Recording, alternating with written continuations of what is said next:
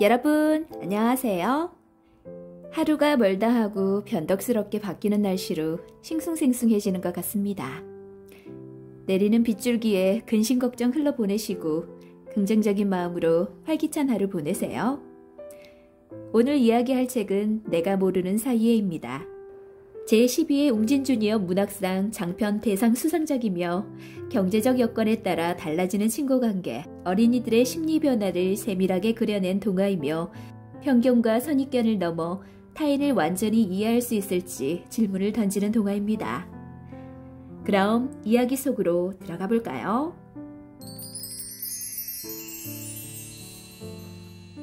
내가 모르는 사이에. 글 김화요, 그림 오윤화. 고효민! 같이 가! 교문으로 들어서는데 뒤에서 숨찬 목소리가 들렸다. 걸음을 멈추고 돌아보았다. 김지용이었다. 왜 이렇게 걸음이 빠르냐? 아까부터 쫓아왔는데 따라가지 못하겠네. 지홍이가 헉헉거리며 내 가방을 붙잡았다. 나는 씩 웃으며 지홍이의 어깨에 팔을 둘렀다. 그 덕분에 운동했네. 뱃살 2cm 줄었겠다. 어떻게 차곡차곡 채운 뱃살인데 책임져. 학교 끝나고 컵라면? 오케이. 그럼 내가 사는...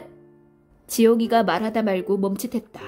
또 좋겠지만 오늘 용돈 받았으니까 내가 사겠음. 나는 소리 없이 웃었다. 배려도 많고 생각도 많은 김지용. 나한테 사라고 말하는 순간 생각났음이 틀림없다. 내가 사는 동네, 그러므로 짐작되는 내 주머니 사정. 그 짧은 사이에 지용이의 머리를 스쳤을 생각들이 고맙기도 했지만 입맛이 썼다. 나는 지용이의 목을 팔로 휘감으며 장난스럽게 속삭였다. 안 돼! 오늘은 내가 사는 거 먹어야 함. 안 그럼 뱃살에 이어 목살도 줄여버리겠다. 야! 그만해! 알았어. 지용이의 엄살에 나는 웃으며 팔을 풀었다. 우리 반에서 내별마을에 사는 아이는 나까지 딱 2명이다. 나머지는 모두 큰 길 건너 재개발된 아파트 단지에 산다.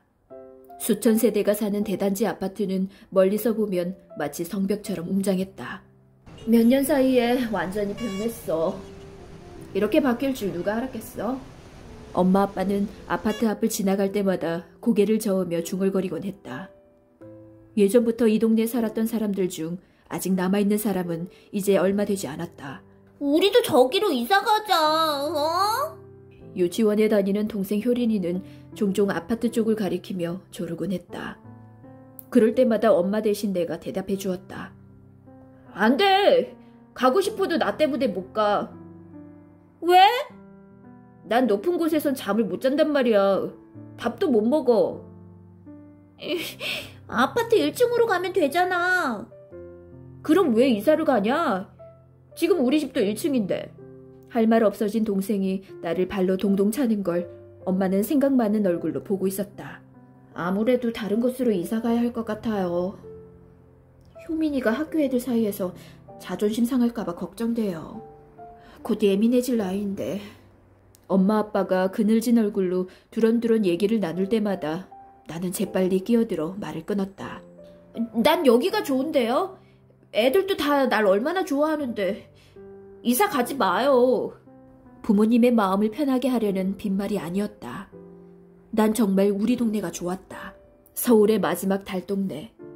내별마을에 산다고 하면 바로 어색해지는 어른들의 표정.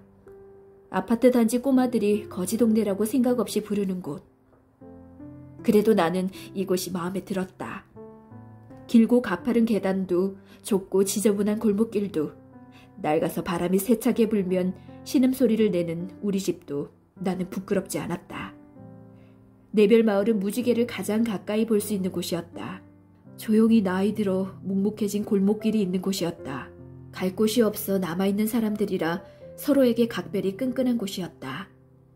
그리고 무엇보다 수연이가 다시 돌아온 곳이었다. 이번 주 목요일이야.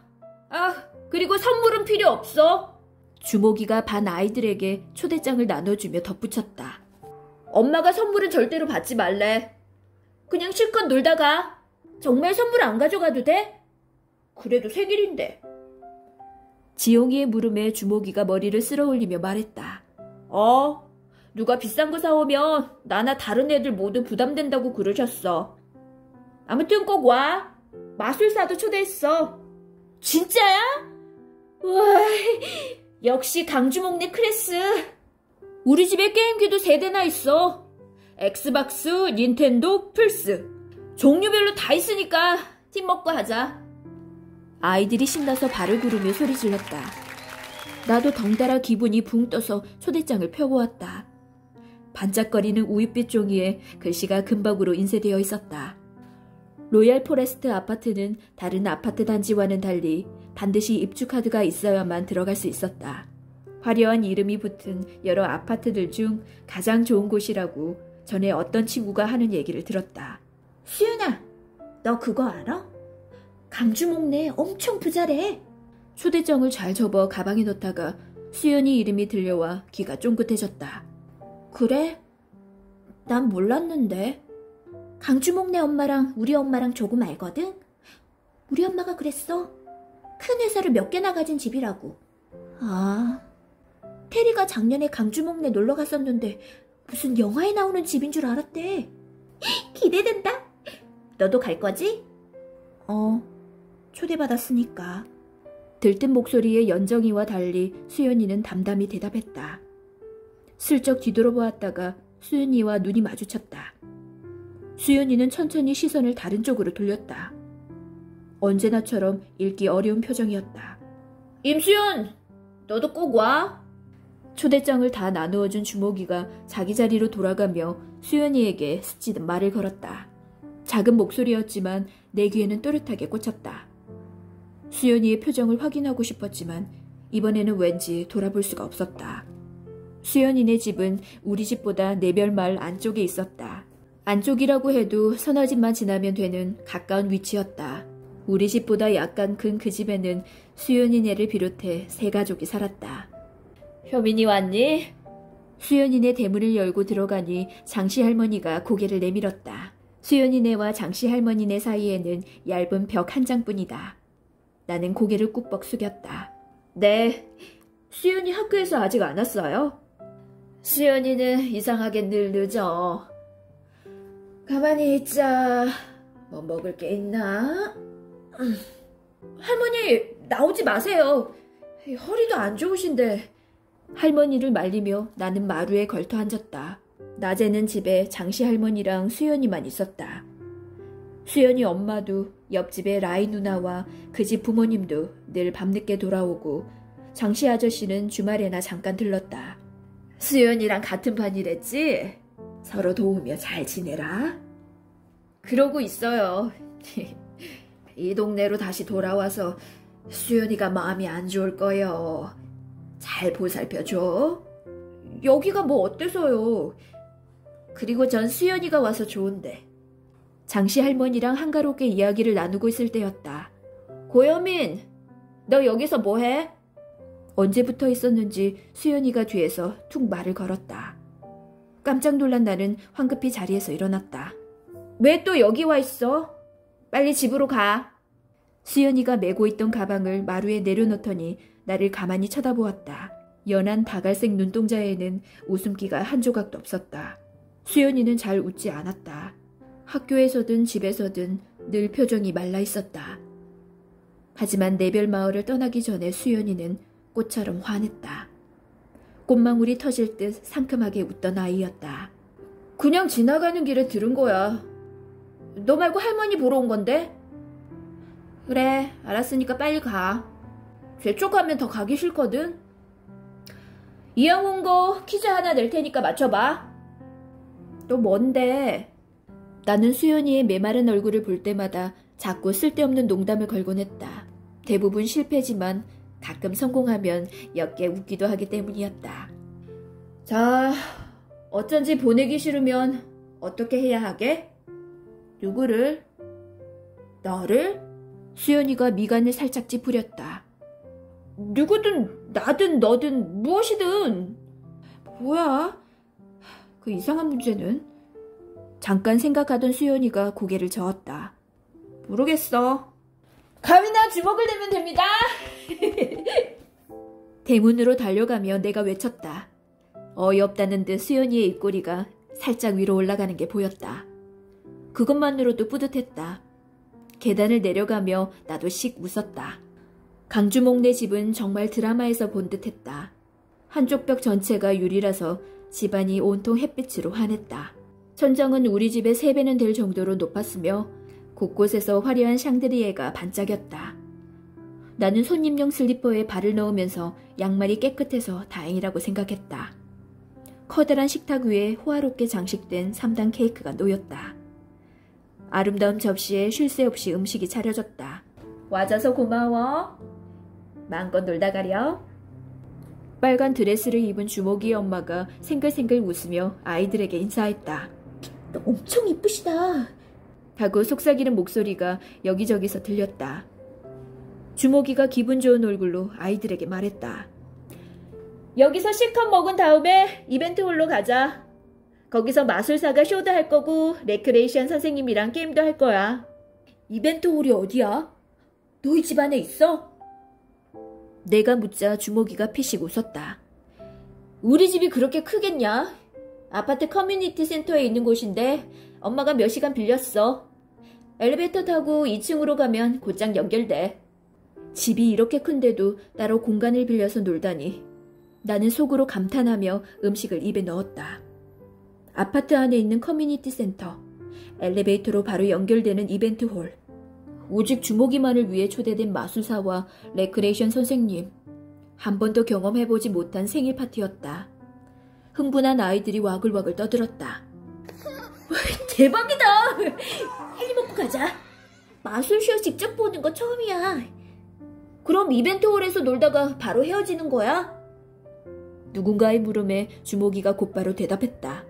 야, 우리 집에서 게임해야지. 엄마가 간식 준비해놓는 데써.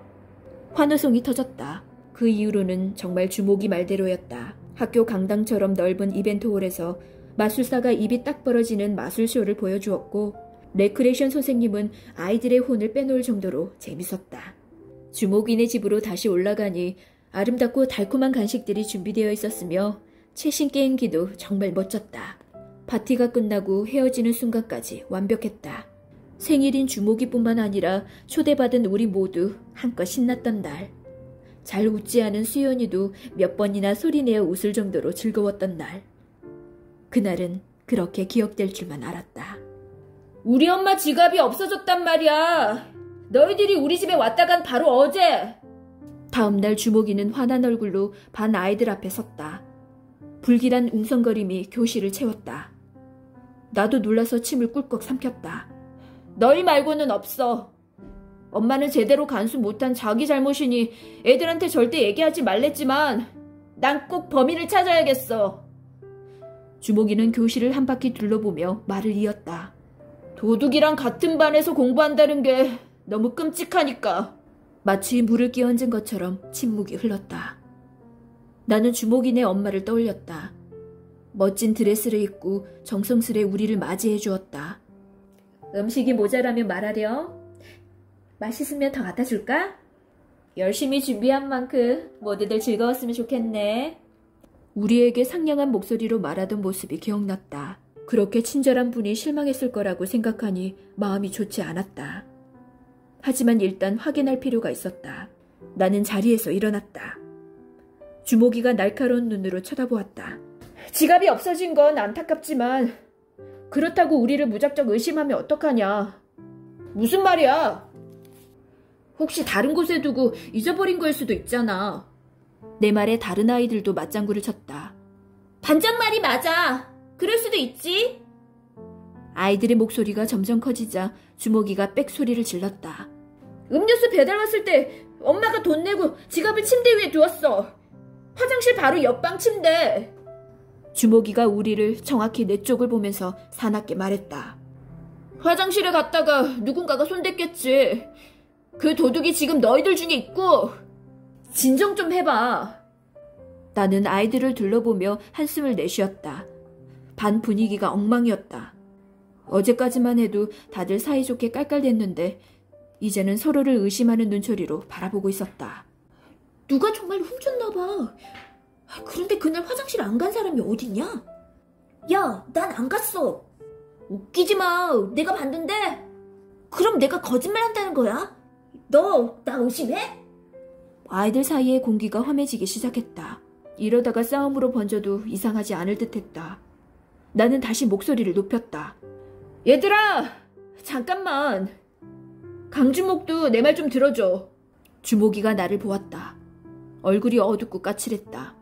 주목이의 말대로 우리 중 범인이 있을 수도 있겠지. 그렇지만 이렇게 다그친다고 그 범인이 스스로 나오겠어? 나는 잠시 멈추었다가 말을 이었다. 용서를 빌고 싶어도 이런 분위기라면 절대로 나올 수 없을 거야. 실수로 그랬을 수도 있으니까 일단 여기까지만 하자. 우리 반 친구라면 절대 나쁜 애는 아닐 거라고 생각해. 아이들은 잠잠하게 내 말을 들어주었다. 그것만으로도 고마웠다. 내가 아는 우리 반 아이들 중 아기를 가지고 지갑을 훔칠 만한 친구는 없었다. 순간적인 마음이었다면 다시 주목이에게 돌려줘. 지금 여기서가 아니어도 돼. 문자로 얘기해도 되고 돌려만 주면 주목이도 넘어가 줄 거야. 그렇지, 주목아? 주목이는 잠시 조용하더니 마지못한 얼굴로 짧게 말했다. 돌려만 주면. 나는 일부러 밝은 목소리로 외쳤다. 이야, 강주목! 통 큰 거 어제 확인했잖아. 파티 좀 봐라. 끝내주더라. 그런 생일 나 진짜 듣도 보도 못했어. 최신 게임도 대박! 자연스럽게 화제를 옮기자 아이들의 얼굴에서 서서히 긴장이 풀렸다. 몇몇 단순한 애들은 벌써 게임 이야기로 빠르게 옮겨갔다. 일단 분위기가 바뀌면 그 다음은 괜찮다. 나는 주목이에게 다가가 작은 목소리로 말했다. 강주목, 분명히 너한테 연락 올 거야. 너무 걱정하지 마. 고효민. 강주목이 싸늘한 눈으로 나를 보았다. 아무리 반장이라고 해도 너 정말 주제 넘는다. 어? 무슨 의미인지 묻기도 전에 주목이는 자기 자리로 돌아가 버렸다. 진짜 사건은 그 다음 주 월요일에 터졌다. 그날따라 학교에 거의 다 와서야 신발 주머니를 집에 놓고 온 걸 알아차렸다. 다시 집까지 헐레벌떡 뛰어갔다 오니 벌써 조회가 시작될 시간이었다. 아직 선생님이 오지 않아 다행이었다. 나는 교실로 신나게 뛰어들어갔다. 안녕? 선생님 아직 안 오신 거지? 지각한 줄 알았네. 이상했다. 교실이 너무 조용했다. 아무도 말을 하지 않았다. 혹시 선생님이 있나 둘러보았지만 아이들뿐이었다. 무겁고 어둡고 어딘가 화난 듯 보이는 낯선 얼굴의 우리 반 아이들. 조용한 와중에 주목이가 입을 열었다. 윤성우, 선생님께는 잘 말씀드렸지? 우리끼리 중요한 학급 회의를 한다고 했어. 20분에 들어오시겠대. 학급 회의? 나는 어리둥절했다. 무슨 회의인데 하고 물으려는 순간 책상 위에 지갑이 눈에 들어왔다. 금빛으로 번쩍거리는 작은 지갑이었다. 내 책상과는 어울리지 않는 그 금색 지갑을 나는 홀린 듯이 쳐다보았다. 이게 왜 여기 있나 싶지? 비아냥거리는 투로 강주목이 말했다. 나는 고개를 들어 주목이를 보았다. 눈빛은 매서웠으나 입가에는 비틀린 웃음이 걸려 있었다. 다시 한번 교실을 둘러보았다. 아이들의 시선이 모두 내 쪽을 향했다. 하지만 누구도 말을 하지 않았다. 이거 너희 엄마 지갑이야? 누군지는 몰라도 다시 돌려줬나 보네. 그게 이 상황에서 내가 할 수 있는 가장 당연한 판단이었다. 그러나 내 말이 끝나자마자 강주목이 파하고 헛웃음을 터뜨렸다. 숨죽이고 보던 아이들도 일제히 한숨 터지듯 웅성거리기 시작했다. 세상에 진짜 뻔뻔하다. 어떻게 저러냐? 이해할 수 없는 저기에 나는 그저 멍하니 서 있을 수밖에 없었다. 양서준, 이게 왜 여기 있는지 설명해줘라. 상황 파악 안 되는 애가 있잖아. 강주목의 말에 옆분단의 서준이가 내 자리로 다가오더니 금색 지갑을 높이 들어올렸다. 이거 내가 어제 찾았어. 엄마랑 교회에서 봉사하다가. 찾았다고? 누군가 돌려준 게 아니라? 나는 예상치 못한 이야기에 놀랐다. 서준이가 내 얼굴을 희끗 보며 말을 이었다. 토요일 오후마다 맡은 구역을 돌아다니면서 쓰레기를 줍거든? 쓰레기를 버리려는데 쓰레기통 안쪽에 튀는 색깔이 지갑이 보이는 거야. 그냥 가려다가 지갑이 워낙 새 것 같아 보이기도 했고 또 갑자기 주먹이 일이 생각나기도 해서 진짜 혹시나 한 마음으로 주었다는 거 아니냐. 촉이라는 거지. 양서준은 노골적으로 나를 쳐다보면서 말했다. 나는 서준이의 말을 빠르게 받아쳤다. 그런데 주워보니 그 지갑이 강주목 엄마 거였다고? 빙고! 주민등록증이 들어있었는데 생일 파티 때 본 주먹이네 엄마 얼굴이더라고. 바로 주먹이에게 사진을 찍어 보냈더니 자기 엄마 지갑이 맞다고 그러더라. 고여민, 넌 휴대폰이 없어서 몰랐겠지만 어제 우리 반 단톡방 난리가 났었다고. 나는 아직도 이야기의 흐름이 파악되지 않았다. 없어졌던 지갑을 쓰레기통에서 주웠다. 그게 강주먹 엄마의 지갑이었다. 이게 나랑 무슨 상관인지도 도저히 알 수가 없었다. 왜 아이들이 나를 이렇게 적대적으로 보는지도 이해가 안 갔다. 그게 나랑 무슨 상관... 제일 중요한 얘기를 빼먹었네. 양서준이 말했다. 내가 맡은 구역은 내별 마을이야. 등줄기로 소름이 쫙 돋았다. 퍼즐이 맞춰지는 느낌이었다. 그래서 반 아이들이 나를 범인으로 확신한 거였다. 내가 없는 단톡방에서 어떤 이야기들이 오갔을지 상상이 갔다. 손가락 끝부터 뜨거워지더니 어느새 머리끝까지 훅 열이 올랐다. 나는 열을 토하듯 고함을 질렀다. 야! 양서준! 강주모! 너희 미쳤냐? 왜 이래? 우리 엄마가 그 자리에 있었고 교회 사람들도 다 증인이야. 양서준은 내 기세에 밀려서 자기 자리로 냉큼 돌아갔다. 그러나 강주목은 전혀 물러서지 않았다. 오히려 팔짱을 낀 채 한 걸음 내 앞으로 다가왔다. 원래 방귀 낀 놈이 성낸다고 하지. 다 까발려지니 겁나냐? 증거도 없이 사람을 의심해? 도둑으로 몰아? 더 이상 어떤 증거가 필요한지 모르겠네. 주먹이가 차갑게 말을 이었다. 지갑이 사라졌다. 그날 우리 집에 온 건 반 아이들 뿐이다. 지갑이 내별 마을에서 발견됐다. 우리 반에서 내별 마을에 사는 사람은 고효민 한 명이다. 그러므로 고효민은 범인이다. 그래서 내가 범인? 너 말 다 했어? 아니라면 말해봐. 내 얘기에서 틀린 부분이 있어? 있어! 내별 마을에... 나는 내별 마을에 사는 게 나뿐이 아니잖아 라고 말하려다가 퍼뜩 정신을 차렸다. 내별 마을에 사는 사람은 나 고효민과 임수연. 나는 강주목의 어깨 너머로 수연이의 얼굴을 보았다. 수연이는 하얗게 질려서 이쪽을 보다가 나와 눈이 마주치자 흠칫 놀랐다. 그 짧은 찰나 수연이와 나의 시선이 어지럽게 얽혔다. 수연이는 언제나처럼 읽을 수 없는 표정이 아니었다. 펼쳐진 책처럼 마음이 다 드러난 얼굴이었다. 당혹감, 죄책감, 두려움, 절박함. 수연이의 작고 하얀 얼굴이 파도처럼 일렁거렸다. 수연이는 이상하게 늘 늦어. 장씨 할머니가 말했었다. 사실 나는 그 이유를 알고 있었다. 일부러 아파트 단지 쪽으로 하교해서 산 뒤쪽으로 돌아 집에 가는 수연이. 내별 마을에서 나오는 모습을 보이지 않으려고 제일 먼저 등교하는 수연이. 어릴 때 그렇게 친했음에도 불구하고 나와 아는 척하지 않으려는 수연이. 알고 있었다. 수연이가 내별 마을에 사는 걸 숨기기 위해 어떤 노력을 하는지. 그리고 그 노력 덕분에 반 아이들은 수연이가 내별 마을에 사는 걸 아직도 모른다는 것도. 나는... 모든 아이들이 나만 쳐다봤다. 온통 나를 향한 시선들 때문에 숨이 꽉 막혔다. 아무튼 나는 훔치지 않았어. 내 말은 힘없이 바닥으로 꼬꾸라졌다. 아이들이 바닥에 떨어진 말을 짓밟듯 소리 질렀다. 변명도 못하는 거 보니 진짜네. 반장이 어떻게 이럴 수가 있냐? 자기가 훔쳐놓고 우리한테 착한 척 얘기하는 거 생각하면 소름이다, 소름.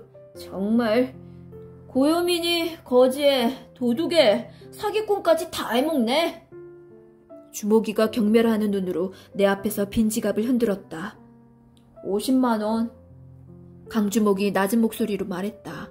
지갑에 들어있던 돈이야.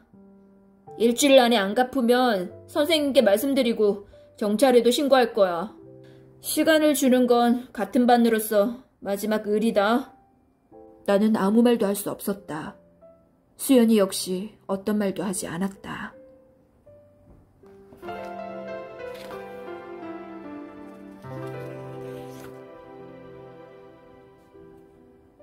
여러분, 이야기 잘 들으셨나요? 내가 모르는 사이에는 타자에 대한 편견과 선입견이 얼마나 큰 폭력이 될 수 있는지 보여주는 작품입니다.